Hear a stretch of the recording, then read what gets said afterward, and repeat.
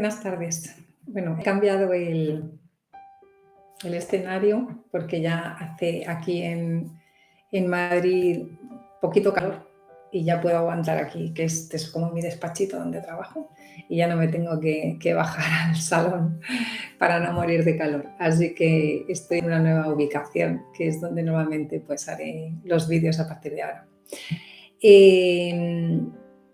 Este vídeo es la segunda parte del vídeo de No Entendía porque muchas veces una de las situaciones que más pues, he comentado con otras personas que habían sufrido abuso o con mis psicólogas era la confusión que se genera en la persona respecto a toda una serie de cosas que le han pasado en su vida y que no acababa de saber o a qué se debía, o las dudas que le generaban respecto a si eso tendría que ver con algo relacionado con algún tipo de abuso en su infancia, ¿no?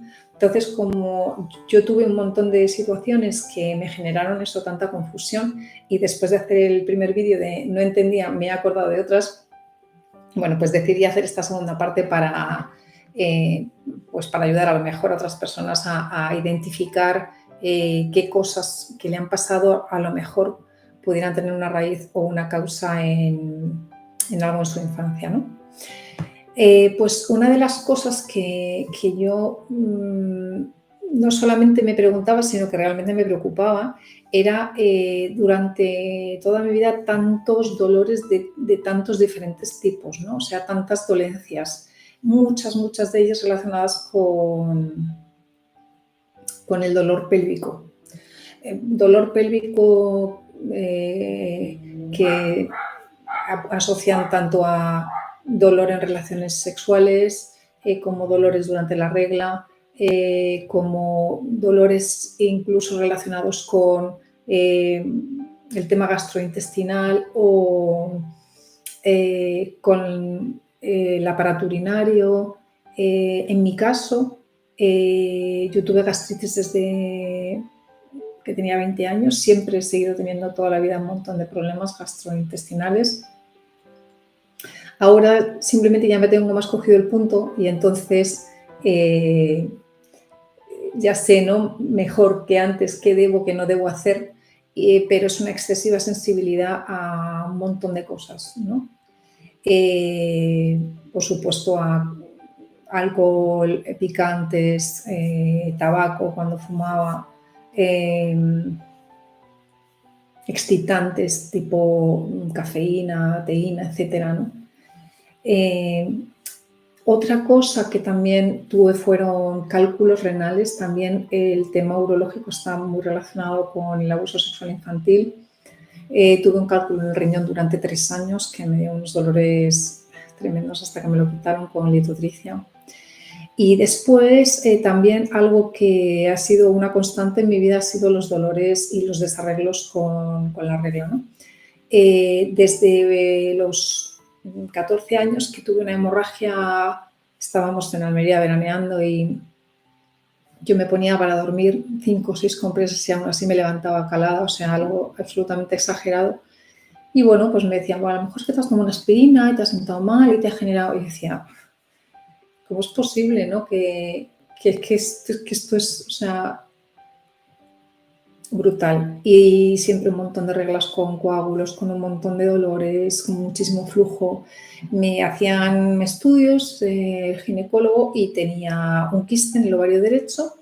Como seguía con un montón de dolores, decidieron quitármelo con la laparoscopia, pero antes de quitármelo el quiste se giró dentro del ovario, se explotó y al abrirme de urgencias vieron que lo que tenía era una endometriosis tremenda, todo el endometrio pegado por las paredes del útero.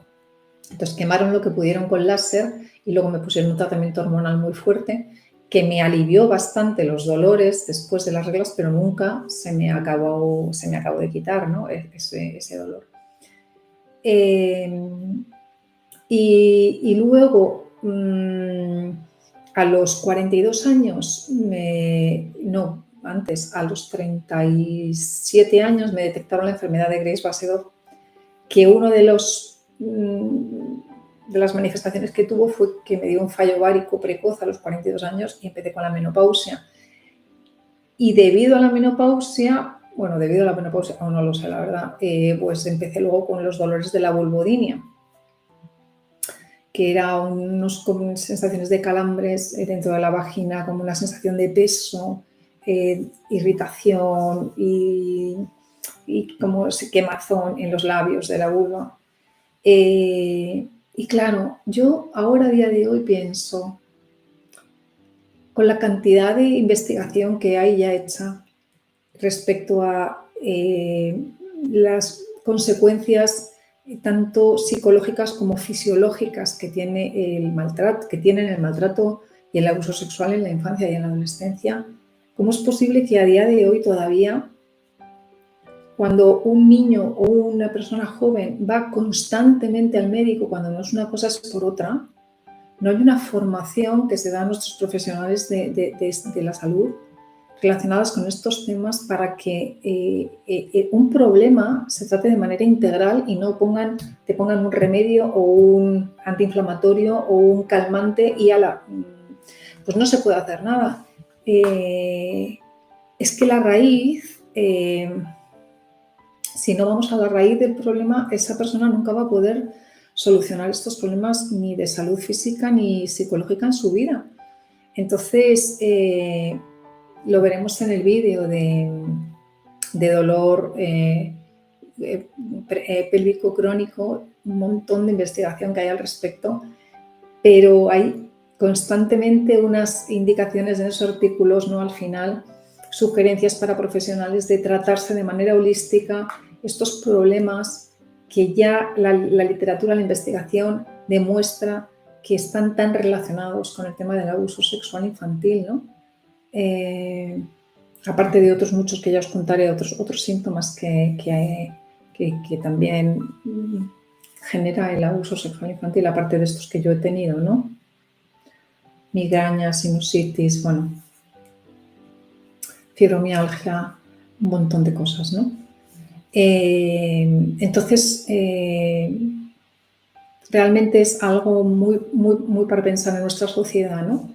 Que los profesionales de la salud reciban formación al respecto para que, si a mí me llega un paciente al que estoy explorando y viendo, analizando, que tiene un problema de endometriosis, que tiene otro problema de dolor pélvico, que tiene problemas renales, que tiene problemas gastrointestinales, con esos años, ¿no? de edad tan joven, desarrollar un protocolo, ¿no? de actuación, de cómo a esa persona se le puede hacer una serie de preguntas o se la puede derivar, no solo tratarle el dolor fisiológico, sino también a lo mejor derivarla a un especialista, a un terapeuta, a un psicólogo que de manera paralela vaya analizando, tratando con esa persona qué puede haber que está generando todos esos trastornos en el cuerpo, ¿no?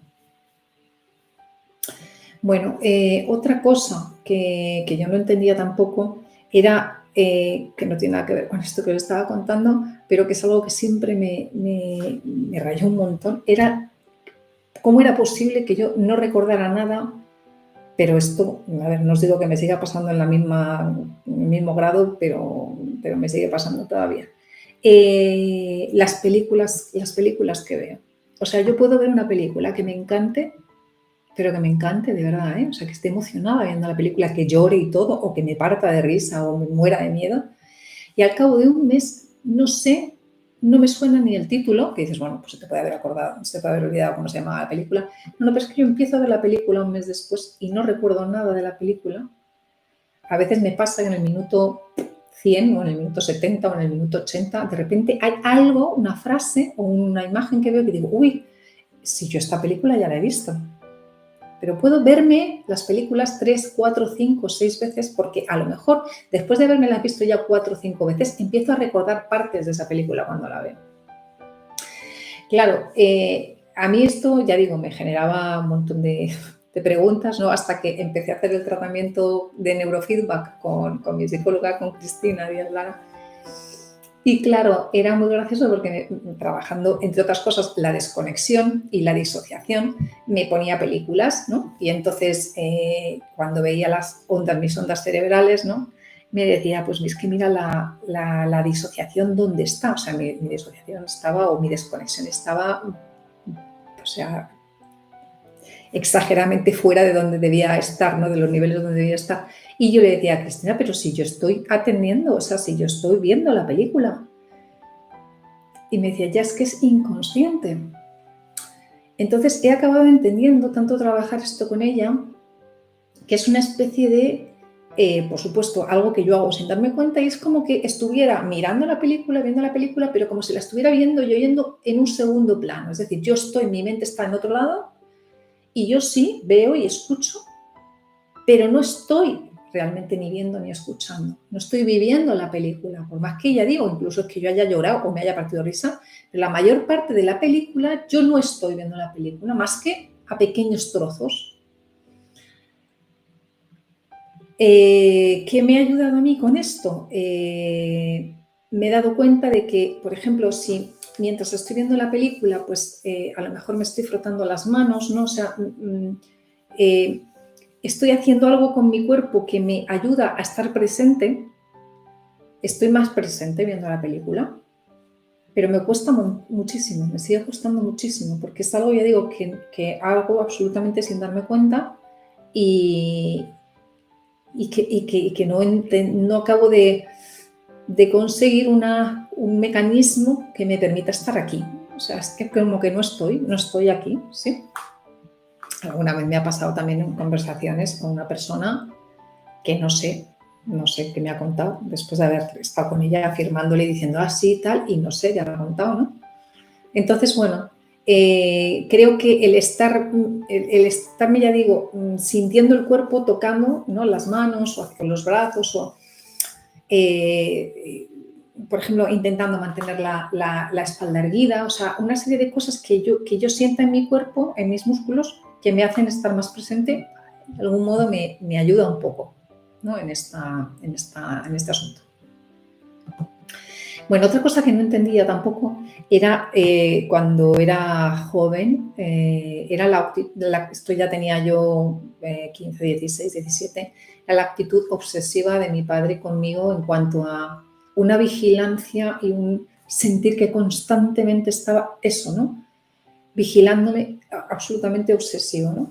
Desde cuando iba a salir, cosa que nunca tuvo con el resto de mis hermanos, o sea, cuando iba a salir, por ejemplo, ¿dónde vas? Tú no sales así vestida. Y yo veía a mis hermanas y decía, pero si yo voy más recatada, en muchísimos casos, porque como tenía tantísimos complejos físicos, o sea, he salido yo con faldas hasta los pies y con chaquetas que me llegaban casi hasta la rodilla años y años y años de mi vida. Entonces, cuando me decía eso, yo decía, claro, como yo no recordaba, tampoco entendía esta obsesión y esta vigilancia y este agobio constante conmigo.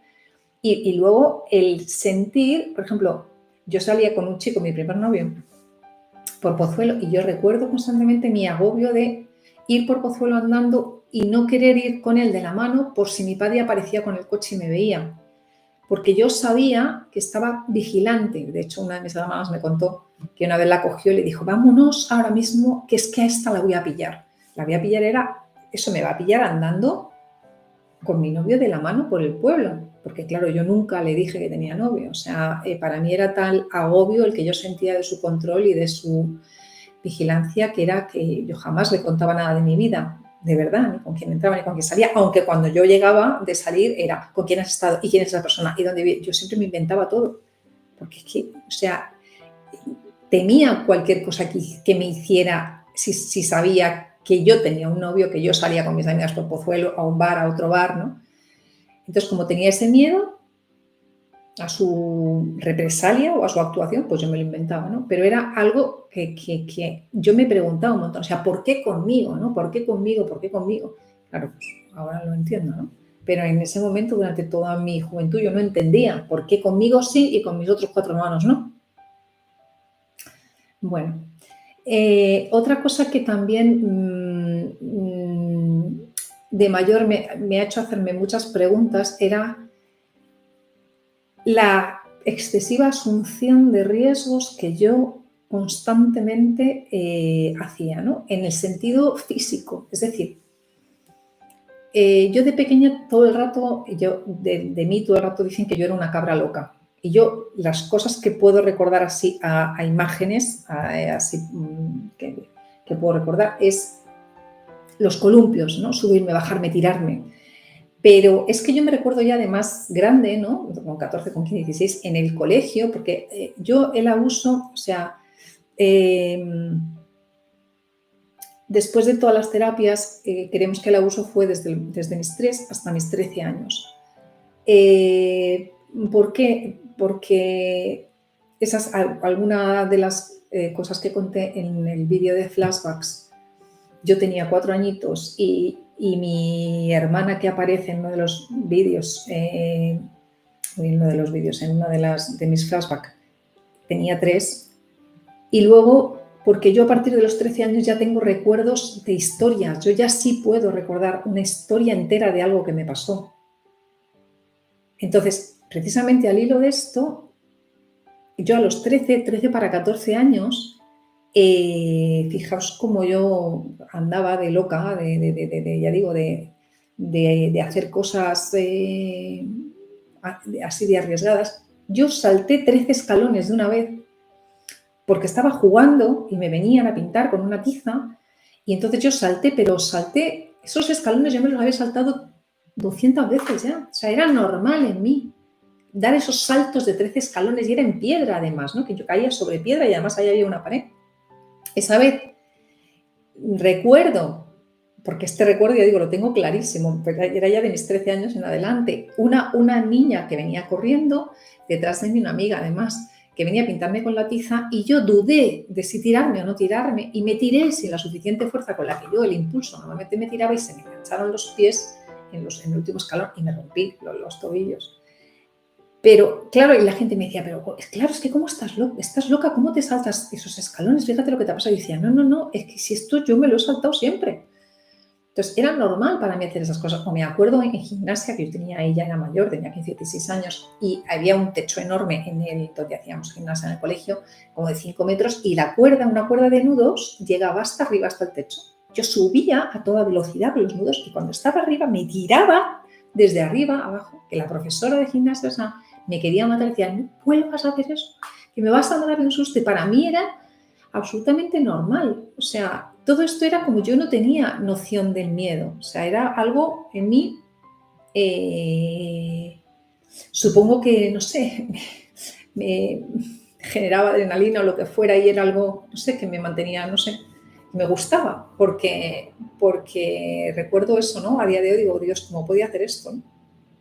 Luego me fui al otro extremo, porque con la enfermedad hasta que os decía antes del grifo, una de las cosas que me dio también fue un vértigo tremendo, que tenía vértigo hasta cuando iba conduciendo, de simplemente mirar los arcenes de la carretera. Entonces, claro, toda esta locura que yo tenía de las alturas, de tirarme a todos lados, pues ya no. De hecho, a día de hoy realmente lo sigo pasando súper mal con el tema del vértigo, no tan mal como hace 14, 15 años, pero me cuesta muchísimo el tema del vértigo, ¿no? Entonces, bueno, me he ido al otro extremo, espero encontrar también aquí el punto medio en algún momento. Y luego otra cosa que tampoco entendía era, y que esto me ha costado mucho reconocerlo y verbalizarlo, ¿no? Era el tema de mis fantasías sexuales. O sea, cuando yo estaba saliendo con un chico, pues mi fantasía sexual era siempre con ese chico y siempre lo que os he dicho en algún otro vídeo, ¿no? De quien me cuida, de quien me protege, de quien me salva, bueno. Pero cuando yo no estaba en relación con alguien, mis fantasías sexual era siempre, a donde se me iba la cabeza era a alguien que me somete, alguien que me secuestra, alguien que me obliga literalmente a tener relaciones sexuales, alguien a quien yo no veo y que yo estoy obligada a tener sexo con esa persona, ¿no? Entonces, a mí esto por una parte me avergonzaba un montón reconocerlo, porque claro, yo decía, bueno, jamás lo hablé con nadie, claro, excepto en las terapias, porque me daba muchísima vergüenza decir algo así, ¿no? Porque yo decía, o sea, ¿cómo alguien puede encontrar un morbo o un deseo sexual en una situación en la que te están maltratando, sometiendo abusando. Entonces, claro, yo me imagino que se debió quedar unido en mi cabeza, ahí a nivel inconsciente, el tema del placer sexual con el tema del miedo, del maltrato, de la amenaza, del sometimiento, y que mi cabeza, aunque yo intentara no tener esa fantasía sexual, en el momento clave, digamos, se me iba ahí mi cabeza, ¿no? Y me agobiaba, pero tremendamente. Me generaba un mal rollo que me quitaba todas las ganas, ¿no? de volver a masturbarme o a tener un orgasmo porque yo me despreciaba a mí misma, ¿no? Por tener esta fantasía sexual, ¿no? Es algo que me ha costado muchísimo, pero muchísimo quitarme, porque ya digo, era como que yo empezaba teniendo una fantasía que no era esa, porque yo intentaba trabajarme, evidentemente, con las terapias y con todo, no irme a esa fantasía sexual, pero que en el último momento se me iba la cabeza ahí, ¿no? Y ya digo, o sea, me lloraba, me agobiaba, me angustiaba de una manera tremenda. Y bueno, probablemente es de las cosas que más me ha costado, y hace relativamente poco, hace como un año o así, que consigo que no vuelva a aparecer eso, ¿no? O sea, que consigo que en mis fantasías las situaciones sean de igualdad, ¿no? Entre pares, sí, de respeto, no tengo otra palabra, ¿no? De respeto y de igualdad. Bueno, pues estas son las cosas que quería compartiros. No sé si alguna de estas cosas resonará en vosotros o en vosotras respecto a vuestras vivencias, pero bueno, si es así, espero que os pueda ayudar. Os mando un abrazo.